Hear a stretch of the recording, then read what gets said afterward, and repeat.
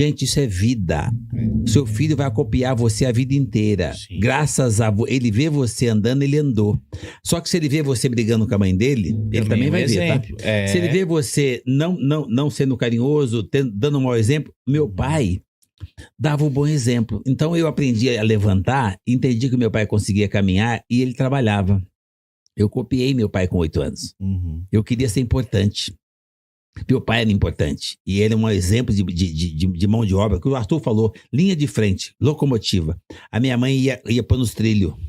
Porque esse papo que mulher anda do lado é conversa, tá? A mulher tá quilômetros na frente. É verdade. Você é locomotiva? O Arthur falou, meu pai é locomotiva, então, porque a mãe pôs no trilho. Isso. Locomotiva sem trilho é um peso morto. É verdade esse negócio que o homem é a cabeça e tal. Não. Se ele for a cabeça, a mulher é o pescoço. Gente, é isso mesmo. O cara, eu sempre me senti locomotiva, mas eu sempre tive consciência que o trilho estava lá, porque a locomotiva sem trilho não resolve. Quem punha o trilho? A mulher. Quando nós resgatarmos isso, nós passamos a ser exemplo para os filhos. Você quer ir para casa e dar um presente para o seu filho? Em vez de levar o smartphone, leva um selinho para a mãe dele. Você passa a ser a pessoa mais importante da vida dele, porque você cuida da pessoa que realmente é dele. Exatamente. É mesmo. Então, eu acho que assim, eu copiei isso. Então, gente, copia. Não tente reinventar a roda. Pega os modelos que funcionam e você vai ver que é muito simples. É você fazer o simples e, por consequência, você conquista uma coisa que a minha família vem conquistando a vida inteira. Que é a tal da felicidade. É a felicidade. Agora, o Guilherme, ele copiou muito você. A gente tem a prova disso, né, Lucas? Tem. Cadê? Aí, ó. Cadê? Ele fala que não, que eu copiei ele. Não, ó. Ele fala que aí, ó. Tá aí, gente, a prova. Não, vocês posaram pra essa foto, não é possível. Mas, gente, olha essa foto é fácil de tirar, porque vocês estão o dia inteiro direto assim. Você mostrou agora há pouco uma foto, os dois com a mão no queixo, né? E aí, ó, você vê claramente, a nossa visão tá focada em outro lugar, não tem nada a ver com a foto. Não. Alguém passou e achou engraçado e tirou a foto. Gente, é isso aí o tempo todo, tá? O jeitinho de olhar, o braço cruzado. Ai, caramba. Exatamente. Mas tem uma coisa que meu filho me puxou, que ele se arrebentou do jeito que eu me arrebentei. Vaidade. É mesmo. Toda vez que eu me enrolei, é que eu me arrebentei. O Arthur aprontou menos, porque o Arthur é um cara mais na manha. Ele administra muito bem o senso de vaidade dele. O Guilherme com 7 anos era Armani, não, né? Eu era vaidoso muito e o Guilherme já era vaidoso desde que nasceu. Então, toda vez que a gente deixa a vaidade na linha de frente, vem a arrogância, vem a prepotência e dá merda, tá? Então, é muito importante a gente que é pai cuidar para que o filho entenda. Eu ser aberto com o filho, tipo assim, olha filho, eu me ferrei aqui, tá? De tanto eu contar pro meu filho e ele assistir, e eu explicando pra ele que eu me enferrei todas as vezes que eu fui vaidoso, sem querer eu passei a ser arrogante ou prepotente por conta da vaidade, ele hoje cuida, porque ele é muito parecido comigo, mas ele procura copiar coisas que são boas. Isso não é bom. A vaidade não é boa. Não. Então, eu procuro hoje passar para meu filho para ele não copiar isso, porque já está em cada um de nós a vaidade. Mas você não precisa exercer. Pode deixar aflorar. Exerce a gratidão, a simplicidade, a humildade, em vez de exercer a vaidade.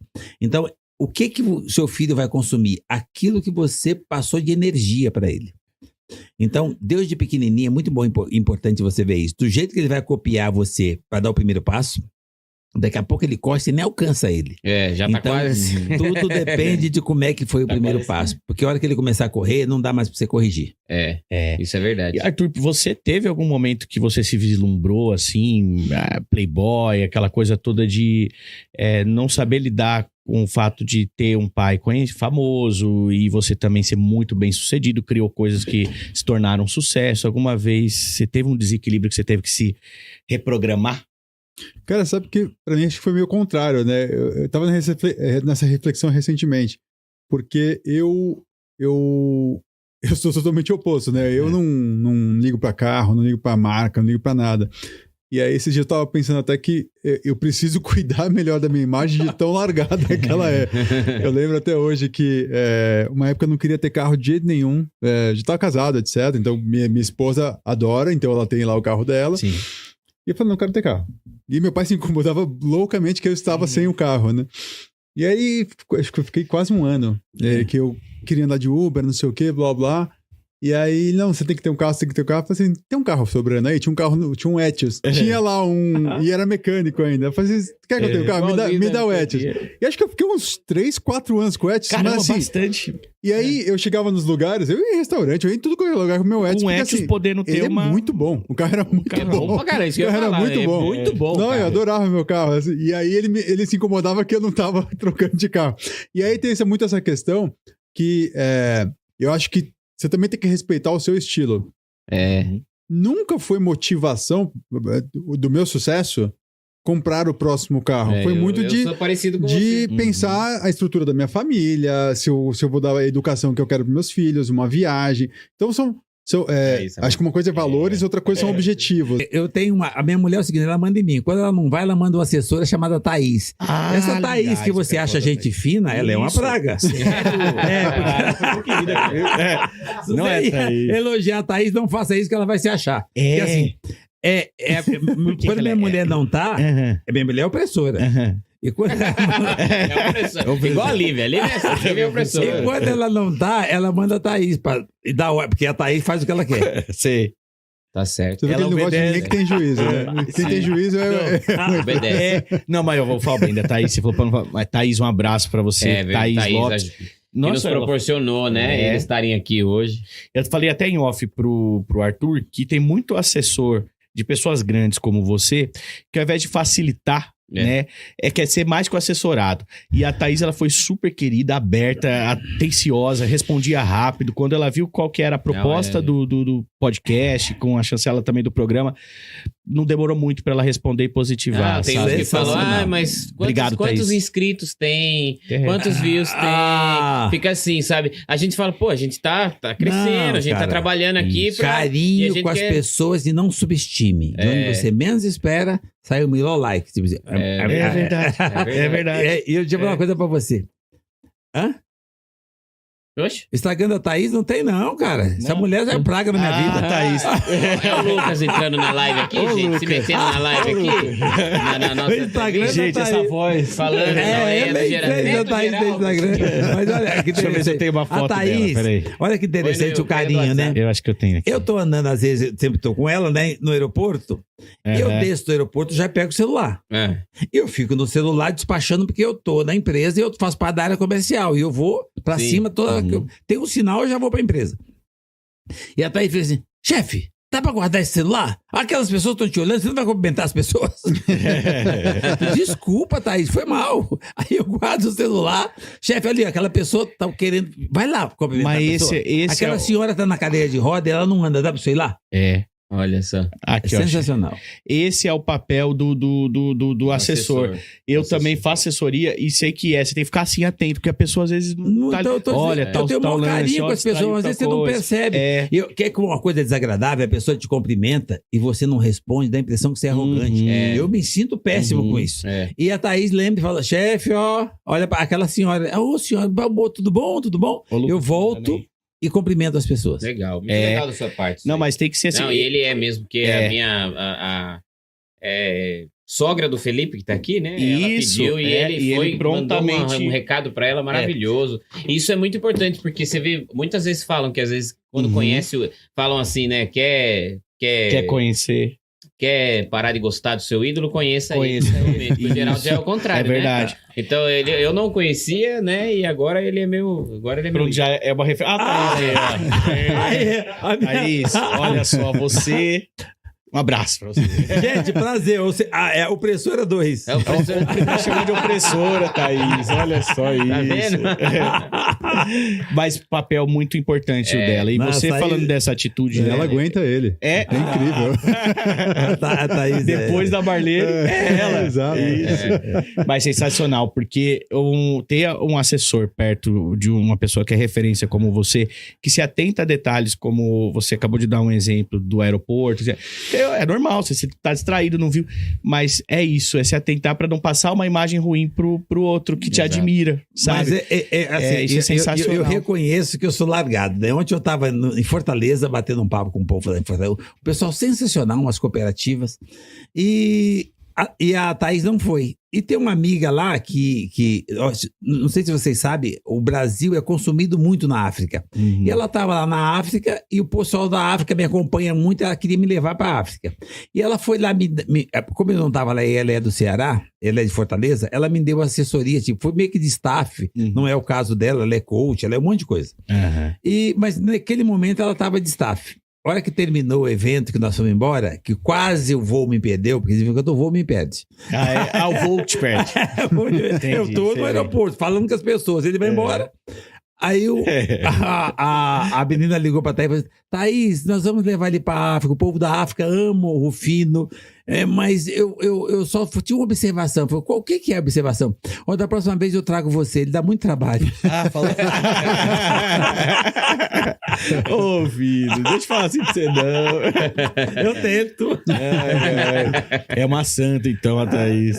Ó, agora, com 8 anos de idade, eu sei que você, muito criança, vira uma chave aí na sua vida, que é quando você tem a oportunidade de trabalhar, como é que é? De sacar carvão. Ensacar carvão. E conta como é que foi isso, essa primeira oportunidade, você que foi atrás, ela surgiu, como foi isso? Olha, eu perdi a minha mentora, coach, deusa mãe, quando eu tinha 7 anos e meio. 7 anos. Mas forte nos meus valores, e uma das coisas que eu mais admirava do meu pai e da minha mãe, era a força que eles tinham para conduzir uma família de 10 pessoas numa favela em São Paulo. Além da alimentação, que é... A alimentação não é um problema, minha mãe pegava resto de feira, e a gente comia resto de feira, né, dividia com os vizinhos para eu aprender que naquela condição social eu já podia ajudar o próximo. Então, a alimentação não era tão problemática, porque esse país é muito rico e joga comida fora. Então isso não era um problema. Mas manter essa família equilibrada, unida, educada e encaminhada para o bem, não se perder, na favela, onde tem a carência faz com que as pessoas se percam, né? Então, eu admirava aquilo. E minha mãe, além de tudo, cuidava das outras pessoas da favela.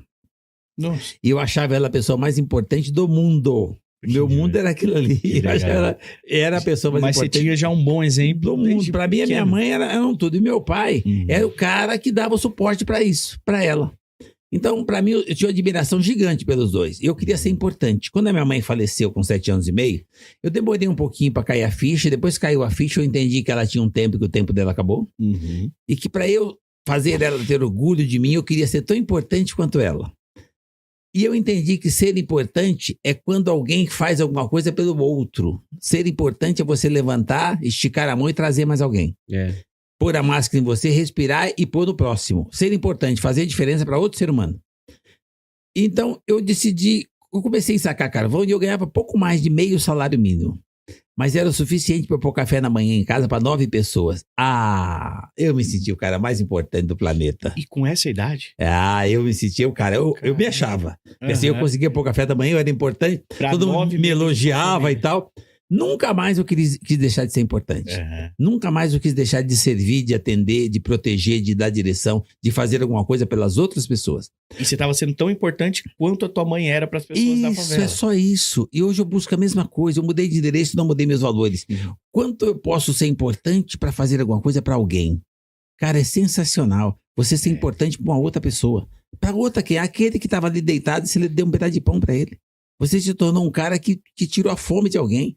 Para mim, então quando falo de virar a chave, as pessoas ficam imaginando que eu virei a chave no primeiro milhão, ao tal do primeiro milhão, no carro alemão, quando eu consegui me formar em tal coisa, ou receber a comenda, não sei. Não, cara. Eu virei a chave quando eu tinha 8 anos, que eu percebi que qualquer ser humano pode ser importante. É verdade. E a gente fala com um público empreendedor muito grande, Rufino. Sim. E quando começa o teu lado empreendedor raiz mesmo? Volto para a base. Para mim, empreender é um comportamento. É quando você se dispõe a fazer diferença para o outro ser humano. A minha mãe era empreendedora. Cuidava de um time todo, time, os filhos. Liderança no empreendedorismo. A minha mãe deixava uma parte no final do pouquinho comida que tinha para dividir, segurava a parte dela para ver se não faltava para ninguém. Se faltasse, ela dava uma parte dela. Se brincar, ela dava tudo e ficava sem. Para mim, isso é a melhor liderança que tem. Quando você cuida dos seus liderados. Então, quando você vai empreender, se você entender que os colaboradores, a extensão da família, e começar a cuidar deles, eles cuidam da empresa. Para mim, os colaboradores é a extensão de casa. Eu trato eles como se fosse mãe deles. Carinho de mãe e disciplina militar. Mas eu cuido deles, eles cuidam da empresa. Então, para mim, na realidade, essa coisa de empreender é o jeito de pensar, de acreditar, de fazer com amor, com paixão, com gratidão. Por isso que eu falo, põe o pé, Deus põe o chão. Mas você não precisa ter um CNPJ. Você pode fazer isso em qualquer lugar que você tiver, no CNPJ de quem for. Minha maior história, vamos falar da minha história de empreendedorismo. Para mim, o empreendedorismo que para mim deu sempre certo e eu nunca quebrei, foi no CNPJ que não era meu. Eu comecei com 13 anos, fui até os 30, sem quebrar, só crescendo. Num CNPJ do outro. Mas o comportamento era meu. Trabalhava com essa comportamento de dono, espírito empreendedor. Eu cresci lá, meu chefe, meu supervisor, meu diretor, meu patrão se tornaram meus mentores. Meu patrão tem 90 e poucos anos, o outro tem 89 e são meus mentores até hoje. E a hora que ele se pôs... A nível material, eu não tenho menos que eles. Mas a nível de respeito, não mudou nada. Eles me dão ordem, eu me posiciono e obedeço. Porque você sempre teve esse Os valores. Eles não eram meus patrões, não me deram oportunidade.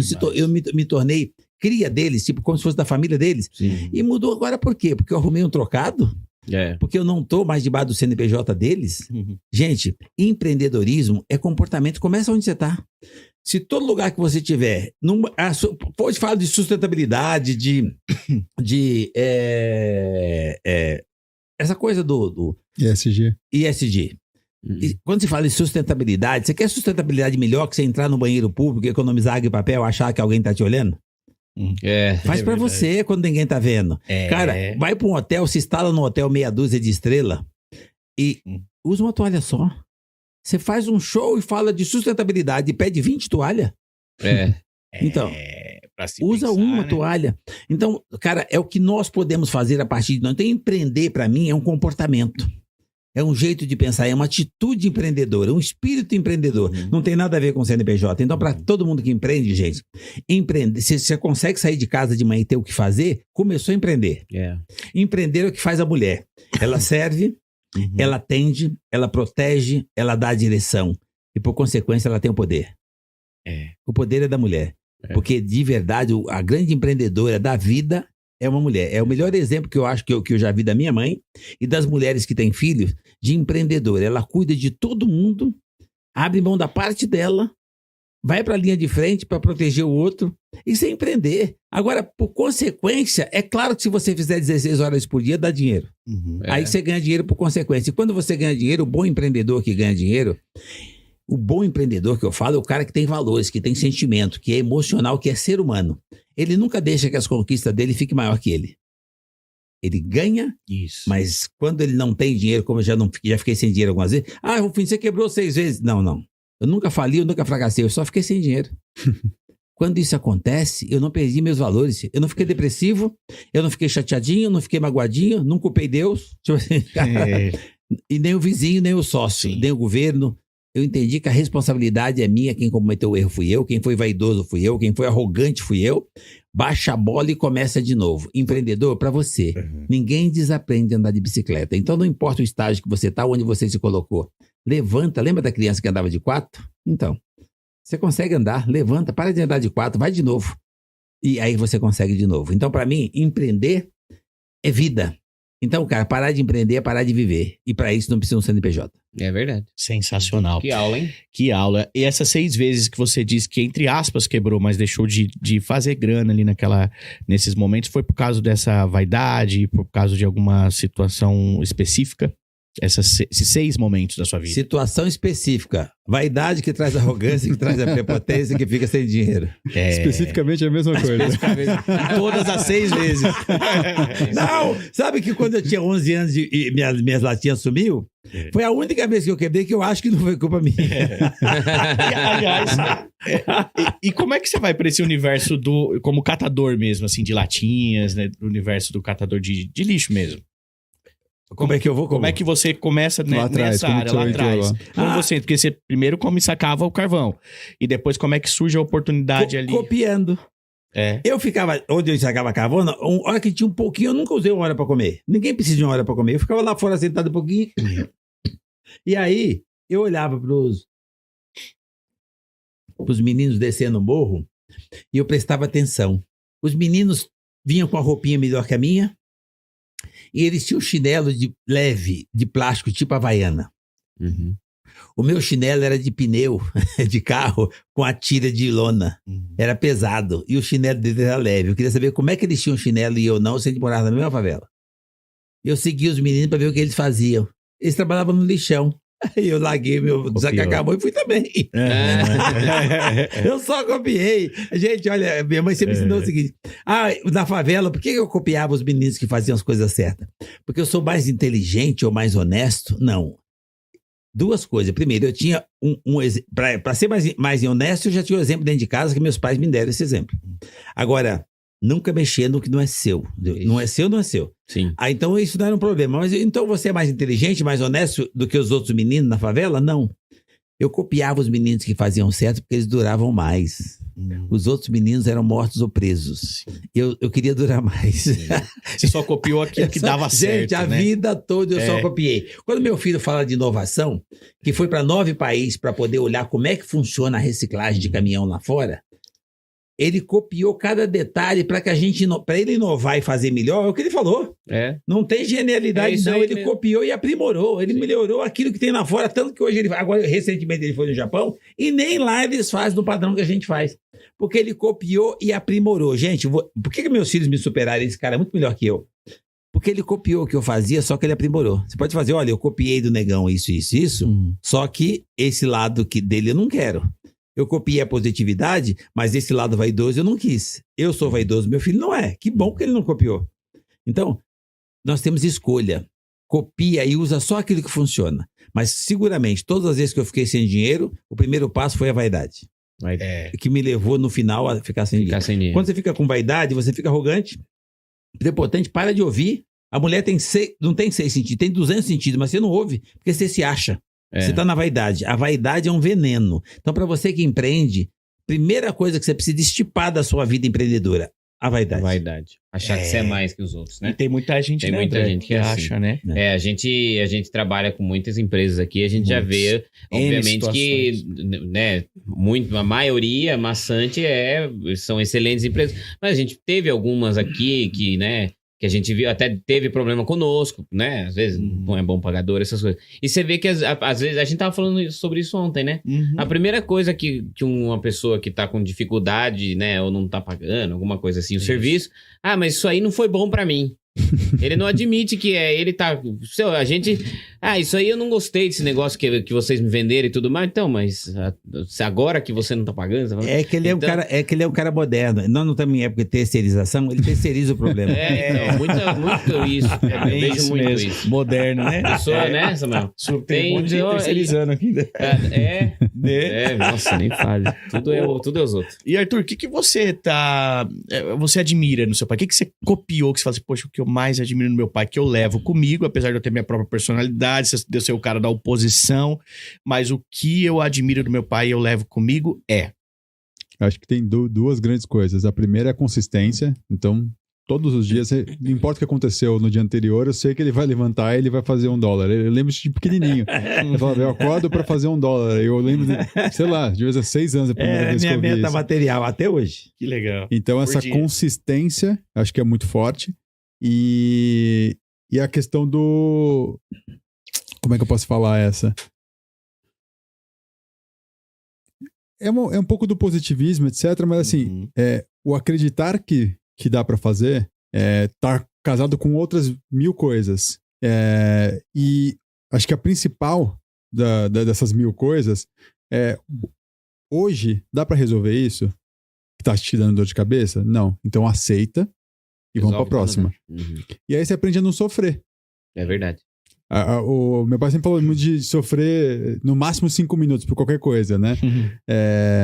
E você vê que não tem valor, não te ajuda em nada sofrer por mais de 5 minutos pra qualquer coisa. Então, um fornecedor me atropelou lá, me deixou sem grana aquele mês, etc., me deixou na mão. Se eu ficar puto com ele durante 1 mês... Ele vai pagar? Não vai pagar. Não vai pagar. Eu consigo fazer ele pagar imediatamente? Não, eu não consigo. Então, depende. Vamos pra próxima. Deixa esse cara no Depende se me colocar pra cobrar. Brincadeira, Zé. O Samuel ele não entende muito isso aí, não. Não me conformo que ele não... Não, ele tem que pagar da famulada. Ele vai ter que dar famulada. Eu sempre digo assim, não sofra. Quanto custa o seu problema? É isso. Seu problema tem preço, então você paga. Ah, mas não tem dinheiro, então aceita. Sim. Você não pode. É só dinheiro. Exato. Então, se tem preço, você compra. Se não tem, se você não tem o dinheiro, aceita que você não pode e não sofra. Agora, cara, é um privilégio você poder estar discutindo o problema que o dinheiro compra e não ter um problema que o dinheiro não compra. É verdade. É verdade. Então, eu acho que mas aí eu perdi um ente querido. Isso você não pode mudar. Isso você tem que aceitar. É nessa hora que eu peço para as pessoas, isso está no retrovisor. Foca no para-brisa e vê quantos entes queridos tem que você não anda dando bom dia. E conserta daqui para frente. Porque o que está no retrovisor é Covid-19. O que está no para-brisa é com Vida 23. É para lá que você vai. É verdade. Gostei disso. Gostei dessa frase, muito legal. E eu vi um negócio, acho que não sei se quando eu tava filtrando sobre a história de vocês, de algo que aconteceu que você não deu um cargo elevado para uma pessoa lá, porque quando você flagrou uma cena dele nem cumprimentar a secretária ali, né? Você se atenta para isso, porque na gestão, na gestão do meu filho do meio, contratava-se umas pessoas especiais. Eu acho que especial é todo mundo. Sim. Então, se o cara é CEO, se ele é CFO, né? O nome é até meio agressivo, né? Assim, então, só que é o seguinte, quem é que serve o café para ele? Ela é tão importante quanto. Com certeza. Então, para mim, um CEO, um CFO, que não dá bom dia para recepcionista e não agradece o café para copeira, ele vai ser CEO, CFO na PQP. É verdade. Na nossa empresa, não. Lá as pessoas precisam cuidar das pessoas. Porque você pensa comigo o seguinte...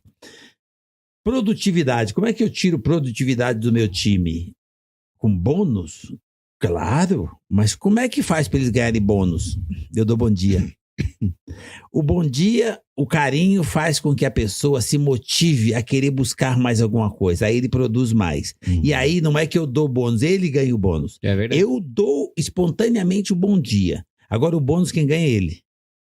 Mas para ele estar motivado a ganhar o bônus, primeiro você precisa dar bom dia. Gente, nós precisamos melhorar a relação humana. Isto começa dentro de casa. Eu levanto de manhã, faço um café e levo a mulher na cama. Faço isso a vida toda. E de vez em quando ela tem 5 minutos, eu dou uma bolachinha. Eu levo uma bolachinha, não uma bandeja de café, é um cafezinho. Eu levo a bolachinha, de vez em quando eu erro na bolacha, ela fala, não é esta bolacha. Querido. Querido. É aquele querido sarcástico. Ela nem vem com querido, é só que não é essa bolacha. Ela fala para prestar atenção. E aí eu volto lá e troco a bolacha. E agora ela arrumou uma coisa nova, porque o casamento vai inovando, né? Sim. Acho que ela aprendeu com o filho dela. Então, assim, o casamento vai inovando. E agora ela aprendeu uma coisa nova. De sábado, ela acha que colaborador em casa de sábado não precisa trabalhar. Sem problema. Eu vou cedo. Mas antes de eu ir, além de eu ir o colaborador não, antes de eu ir, ela fala, você não esqueceu de nada? Eu falo, o que foi? Hoje não tem colaborador em casa. E eu, Kiko, arrumar a cama. E o Kiko? Olha, pensa no negão de atitude. Eu volto, me posiciono e arrumo a cama. Pronto, exatamente. Cara, não leve problema para onde você vai. Você veio aqui em casa você vai para carregar a bateria. Se o relacionamento tiver um probleminha, você acabou com o seu dia. Meu filho, quando chegava, não é diferente de mim, tá? Quando ele chegava na empresa, estava quietinho, eu falava, tá tudo bem em casa? Já desconfiava. E a minha nora é de uma descrição assim. Ela não tem o que falar dessa menina. Ele pode ser o problema, ela não. Mas ela... Aí, alguma merda você fez. Você vai lá e resolve. Meu pai é assim, Calil. Porque quando você tá quietinho no trabalho, é porque alguma coisa de casa. Só de você sair de casa pisando duro, já estragou o dia. Então, cara, você quer melhorar os seus negócios? Melhora a sua família. Rufino, nós vivemos num país muito preconceituoso. Você é um homem negro, bem-sucedido, vem de uma família humilde e hoje é um dos homens mais importantes do nosso Brasil, tá? E você sofreu muita discriminação nesse decorrer, preconceito? Se sim, você pode relatar alguma situação? Olha, Eu sempre me diverti muito com isso. Fui levar esse cara aqui no casamento. A gente tinha um carro bacana, aí nós paramos, eles desceram e eu tô no volante, porque eu gosto de dirigir meu carro. Eu tô no volante, a família desceu, eles tudo têm essa pele desbotada aí. Eles desceram e eu fiquei. Aí o cara chegou na minha porta e falou assim: senhor, o senhor vai descer também? Eu só veio trazer a família. Se você deixar, eu vou no casamento do meu filho. O cara ficou tão... Eu tive que ajudar o cara, ele ficou tão decepcionado. Com certeza, aí né? o outro veio e falou assim: o senhor vai tirar o emprego dele? Eu falei: como assim? É porque ele discriminou o senhor. Eu falei: como discriminou por quê? Porque ele confundiu o senhor com o motorista. Eu falei: você chama isso de discriminação? Vocês estão ficando doidos? Não, senhor, aqui a gente perde emprego por muito menos. Vou falar uma coisa pra você: discriminação é se eu achar ruim, achando que eu sou melhor que o motorista. Sim. O motorista é melhor que eu não consigo dirigir tão bem quanto o motorista. Eu sou ruim de roda. Então assim, cara, então parem de fazer isso, relaxa. O problema da discriminação é o seguinte: as pessoas... Eu saí com jogadores, eu tenho muitos amigos bons de bola que jogam, né? Não aquele que... Não, ali o Zé Roberto me empurrou. Eu vi teu vídeo. Aquele vídeo lá não mostra muito disso. Tava batendo uma bola com o Zé Roberto, mas ele me empurrou. Falta grave aquilo. Sim. Então, mas eu não jogo bola, temos amigos que jogam e tal, muito bem, muito bem situados financeiramente. Nós saímos juntos e às vezes alguns deles perguntam assim: Rufino, tá todo mundo olhando pra gente? Normal, porque nós somos diferentes. Um ambiente onde tem 10 pessoas de pele X e um de pele diferente, você é diferente. Se entrar aqui um palhaço com o nariz grandão vermelho, vai chamar atenção, porque ele é diferente dos que estão aqui dentro. O que esse cara... diferente. Sim. Mas eu acho que eles estão discriminando. Eu falei: por que você acha? Porque tá todo mundo olhando pra gente. Por que você não se incomoda? Eu falei assim: não, cara, eu não me incomodo. É a cabeça de cada um, é o jeito de pensar, é a mentalidade. Você é aquilo que você pensa e acredita. Quando estão olhando para vocês, estão achando que vocês estão achando que eles estão discriminando por causa do ambiente. Estão olhando para mim da mesma forma e eu estou achando que eles estão pensando que eu sou jogador de futebol. Olha, nunca colocaram lixo na minha cabeça. Eu era pequenininho, minha mãe me deu isso de presente, papai e mamãe. Me deu de presente o seguinte: me disseram que eu ser negro era um privilégio. Eles não sabiam nem falar a palavra privilégio. Eles diziam que eu tinha que agradecer ser quem eu era, que Deus não ia me sacanear. Então eu aprendi a agradecer ser negro com 5 anos de idade, então nunca foi um problema. E dito feito. Já foi sofrer preconceito. O meu patrão dizia que não podia trabalhar com eles, que eles eram de origem tal, religião não sei o quê. Esses caras se tornaram mentores, extensão da minha família. Eu cresci lá de office boy a diretor na empresa multinacional deles. Quando põe na sua cabeça, quando você acredita em você, você contagia todo o universo em volta a acreditar também. Eu sei que tem um problema. O Brasil é um país preconceituoso? Não, o mundo é preconceituoso. É verdade. Mas não é só cor de pele. Eu não sei, eu não tenho preconceito. Como assim? Você acabou de chamar sua sogra de megera? Aquela megera. Você quer pior que isso? Um preconceito. Preconceito. O seu sogro seu sogro é um bêbado, um vagabundo. Ei, o seu cunhado é maconheiro. O que você está fazendo? Isso já é um preconceito. Então, gente, o preconceito é uma fraqueza humana. Então, eu entendo, eu me recuso a ser fraco. Eu me recuso a ser fraco em julgar e me recuso a ser fraco e me fragilizar quando eu sou julgado. Eu não julgo e não me incomodo se julgarem. Porque o mundo julga. O mundo tem 8 bilhões de outros. O outro é problema do outro. É muita gente. Então, não dá para você controlar o outro. Controla você. Já existe lei, já existe forma de proteger para que a pessoa não possa te pôr a mão. Agora, qualquer outro tipo de gesto, se você fizer um gesto e der um sorriso, a pessoa olhou para mim e falou assim, eu fechei o cara sem querer. Macaco! Eu dei um sorriso. O cara quis morrer. Você quebrou a pessoa. Então, pegou, né? Então, cara... Mas você acha que tem muito negro que tem preconceito, ou negro, ou japonês que seja, tem preconceito com a própria raça? Tem. Ele se vitimiza. Você acha, Arthur? Eu acho que não é nem vitimização, né? Porque a pessoa compra as narrativas muitas vezes e é o que meu pai falou. O cara não acredita nele, aí ele se implode naquela questão. E aí, às vezes, o cara é branco, que vamos falar aqui que é a raça privilegiada que as pessoas falam. Sim. Se o cara não acredita nele, ele não vai ser nada. Nunca. Não importa o que ele é, não importa a cor que ele é. Pele, não importa nada. Então, acho que tem muito das narrativas gerais. É igual, você fala assim, você consegue imaginar um japonês burro? É verdade, né? E aí, o mundo aprendeu a pensar que o japonês é inteligente. Então, a chance do japonês pensar que ele é menor é muito menor. É verdade. O negro, por muitos anos, foi colocado como uma pessoa inferior. Sim. E aí, muitos estão acreditando que eles são. E às vezes o preconceito parte só dele. E é ele contra ele. O preconceito existe, o racismo tá Claro, aí, tudo tá aí. Mas é o que meu pai falou. Você precisa fazer a sua parte e provocar a reação das outras pessoas. Sempre vai ter o cara pra encher o saco. Sempre vai ter o racista que vai tentar não te deixar ser promovido, etc, blá, blá. Mas você que tem que...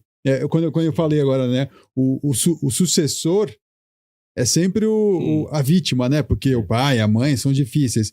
Mas, cara, quem tem a responsabilidade de suceder é minha. Exatamente. Então tem um pouco disso, né? Mas esse carinho com ele. Mas o negão é um problema. Você falou assim. Mas você vê que interessante, né? O dia eu tava no Gentili e ele falou assim, mas como é que você quer que te chame? Eu falei assim, de Geraldo, Geraldinho, Rufino, Negão. Ele falou, não, eu não posso. Eu falei, mas eu sou Negão. Foi. Meus filhos me chamam de Negão a vida inteira. Ele me fala, senhor, vai falar papai? Ele fala papai ou senhor. Agora... E falam, Negão. O Gentili falou isso por causa dessa militância que existe, mais né? Em cima dele. A parte mais carinhosa que eu sinto é quando meus filhos me chamam de Negão. Gente, mas eu sou Negão, com o maior orgulho do mundo. Só que lá atrás, disseram pra gente que menina não podia porque era menina. Gay, sem chance de ser gay, que era uma aberração. Exato. Que ser negro era um problema porque era inferior. E a religião, dependendo da religião, também não era aceita. E se você fosse nordestino, também era um problema. Então, gente, nós estamos no século XXI e ainda tem gente acreditando nessas falácias, nessas falsas crenças. Então, na realidade, você não consegue mudar a insanidade humana, você não consegue mudar a fraqueza do outro. Você precisa fortalecer você. Eu sou um exemplo que eu cresci numa família extremamente preconceituosa. Não os meus pais. Minha mãe e meu pai, não. Meu pai, que, né? Era um corongo. Meu pai, depois que ficou mais velho, ficou doente, ele aprendeu, né? Muita coisa você falou aí, ele aprendeu ficando doente, né? Mas uma família em si, assim, é muito preconceituosa com negro, com gay, com pobre. E a gente não era rico, não, mas tinha muito isso. E eu sempre pensei, comigo não. Comigo, eu não vou ser assim. Eu não vou ser desse jeito. Eu sempre achei errado. Até meu pai, às vezes, de ver o jeito que ele falava, o negrinho e não sei o que lá, e eu não gostava. Daí, quando eu fui ficando mais velho, eu começava a corrigir ele. Não chame ele, não é assim. Não é desse jeito. Ele não é negrinho. Você está diminuindo ele o fato de ser negro. Ele tem nome, né? E então, assim, eu sempre procurei, sozinho, não ter preconceito com ninguém. Não ter, independente de opção sexual, cor, altura, não importa, né? Então, mas eu vim de uma família muito, muito, assim, de vó, né? Minha avó já faleceu, mas de ver o jeito que era, por exemplo, de uma vez que eu era moleque, eu fui com uma namoradinha na casa dela e ela era morena. Aí eu esperou ela sair de perto e falou, você tá namorando essa negrinha? Aí eu, do jeitinho dela assim, eu falei, tô, vó. Tô, e aí, qual que é o problema? O nome dela é Carolina.